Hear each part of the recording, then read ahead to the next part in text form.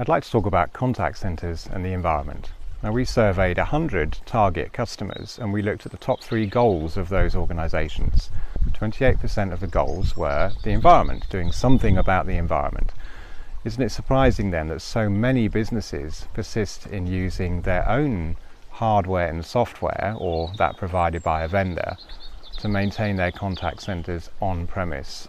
What I'm showing you is a picture of a typical such on-premise contact centre, and this one I visited, was supporting only 160 agents. How can that be right?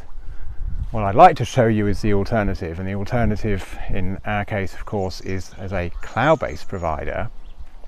We use infrastructure as a service. In our case, we're using a provider for all the hardware. We load all our software, of course, remotely. We never visit, so this is not a place I've actually been. But these are incredibly powerful, well-equipped, hugely or highly efficient operations. Now, in our case, as a contact center as a service solutions provider, any one of these clouds, as we call them, or nodes, could be providing a service to approximately 10,000 agents. And in this kind of facility, we'd be occupying perhaps 2 racks.